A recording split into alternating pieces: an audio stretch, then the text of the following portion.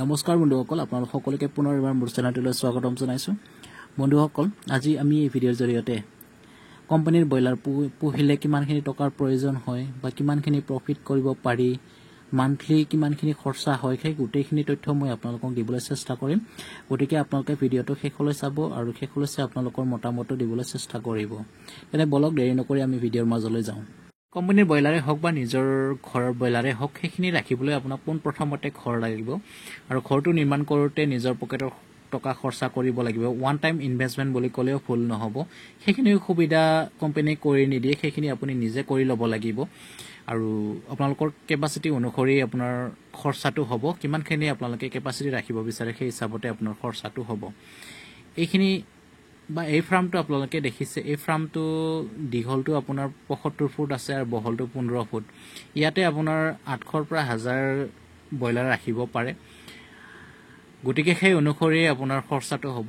তো এইখিনি ঘৰ নিৰ্মাণ কৰোঁতে কমচে কম ১ লাখৰ ওচৰত খৰচা গৈছে আৰু ইয়াতে টিন ব্যৱহাৰ কৰা নাই। আপোনালোকে দেখিছে ইয়াতে তিৰপাল ব্যৱহাৰ কৰিছে। তাৰ ভিতৰত আকৌ ছাল দিয়া হৈছে। ছালটোত আপোনাৰ খেৰ দিয়া হৈছে যাতে গৰমটো অকণমান কম লাগে বুলি, তেনেকুৱা ধৰণৰ সুবিধা কৰি দিয়া হৈছে। আপোনালোকে সেই হিচাপতে আপোনালোকেও কৰি ল'ব পাৰে। তো এইখিনি খৰচা আপোনাৰ কৰিব লাগিব। ১০০০ যদি ব্ৰইলাৰ ৰাখিব বিচাৰে তেতিয়াহ'লে কমচে কম ১ লাখৰ ওচৰত আপোনালোকে ঘৰ নিৰ্মাণ কৰোঁতে খৰচা কৰিব লাগিব। ঠাই অনুসৰি আপোনালোকৰ অকণমান ইফাল সিফাল হ'ব পাৰে, কাৰণ কিছুমান ঠাইত বাঁহৰ দামটো বেছি বা হাজিৰাৰ দামটো বেছি, তেনেকুৱা ধৰণৰ হিচাপটো আপোনালোকে নিজে কৰি ল'ব। তো ১০০০ যদি আপোনালোকে ব্ৰইলাৰ ৰাখে তেতিয়াহ'লে আপোনাৰ কিমানখিনি ইনকাম হ'ব সেইখিনি মই এতিয়া আপোনালোকক তথ্যখিনি দিবলৈ চেষ্টা কৰিছোঁ। তেওঁলোকৰ ওজন অনুসৰি সেই ফাৰ্মাৰজনে কিমানখিনি টকা লাভ কৰিলে বা কোম্পানীয়ে কিমানখিনি টকা তেওঁক দিলে সেইখিনি তথ্য মই আপোনালোকক দিবলৈ চেষ্টা কৰিছোঁ। তো তেওঁৰ ব্ৰইলাৰৰ এভাৰেজ ওজন আছিল ১ কিলো ৯০০ গ্ৰাম। তো ১ কিলো ৯০০ গ্ৰাম ব্ৰইলাৰত তেওঁ ২২ টকা ৯০ পইচাকৈ পাবলৈ সক্ষম হৈছে। তো টোটেল যদি আমি কৰিব যাওঁ তেতিয়াহ'লে ২৬,৩৩৫ টকা তেওঁৰ একাউণ্টত সোমাইছে। গতিকে এইখিনি যদি আপোনালোকে কষ্ট কৰিব পাৰে বা ঘৰখিনি নিৰ্মাণ কৰোঁতে যদি ১ লাখ টকা খৰচা কৰিব পাৰে তেতিয়াহ'লে আপুনিও এনেকৈ ৩৫ৰ পৰা ৪০ দিনৰ ভিতৰত ইনকাম কৰিবলৈ সক্ষম হ'ব। কষ্ট অকণমান আছে, কষ্ট কোনটো কামত নাই, কষ্ট কৰিলে আপোনালোকে উপাৰ্জন কৰিব পাৰিব। শ্বৰ্ট টাৰ্ম, বহুত বেছি শ্বৰ্ট টাৰ্মত আপোনালোকে উপাৰ্জন কৰিব পাৰিব।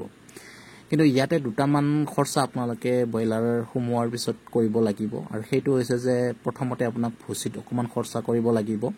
প্ৰায় ১৫০০ৰ পৰা ২০০০ টকা খৰচা কৰিব লাগিব এটা বেটছত।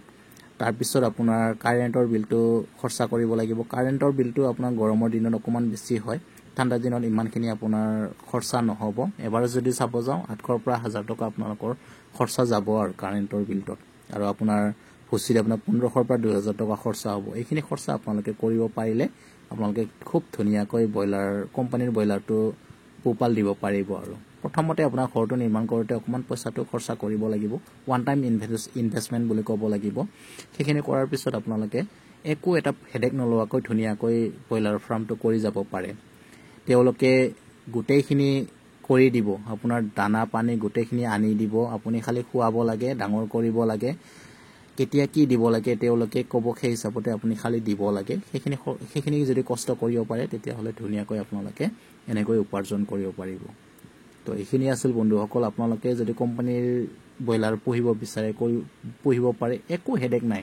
যদি আপোনালোকে নিজে কৰিলেহেঁতেন তেতিয়াহ'লে বজাৰটোও ধৰিব লাগিলেহেঁতেন আৰু দানা পানীৰ খৰচাটো বহুত বেছি হয়, আপোনাৰ বহুত বেছি দানা খৰচা হয়। গতিকে সেইখিনি খৰচা আপোনালোকে হেডেক নলোৱাকৈ তেওঁলোকৰ ওপৰতে গোটেইখিনি নিৰ্ভৰ কৰি পেলাই যদি ফাৰ্মটো কৰিব বিচাৰে তেতিয়াহ'লে কৰিব পাৰে।